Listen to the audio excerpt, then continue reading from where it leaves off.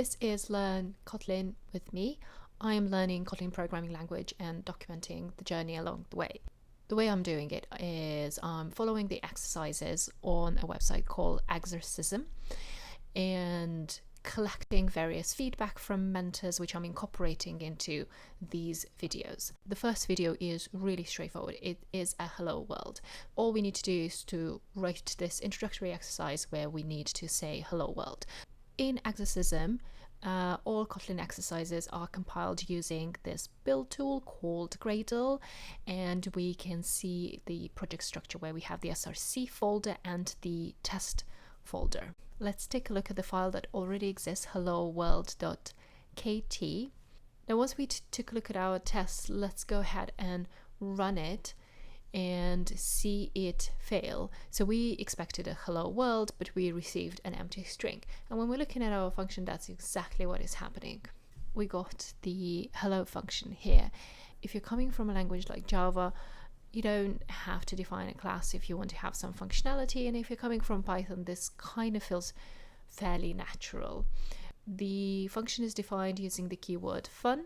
Then we've got the name of the function, which is hello. It doesn't accept any parameters. We do specify the return type, which is a string.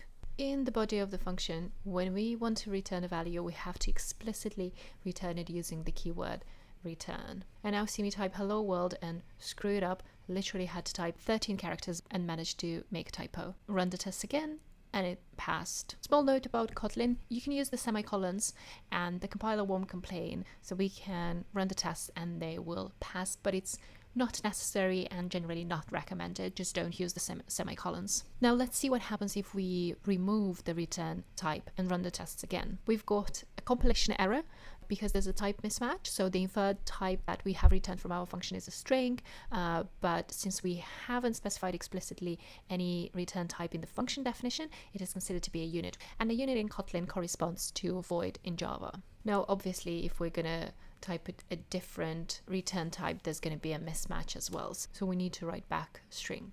Now, to mention one peculiar thing about this whole setup is that if you look at the test file, we've got our imports where we're importing the test and a set equals from JUnit and the Kotlin test library, but we're actually not importing the hello function anywhere. And the reason for that is apparently Gradle. So everything that is in main Kotlin package, all of the code there is going to be available. So we don't really need to specify explicitly the import. And that would be the case for all the other exercises that we're doing on Exercism. And that basically sums it up. Feel free to like, subscribe, leave me feedback in the comments. See you next time.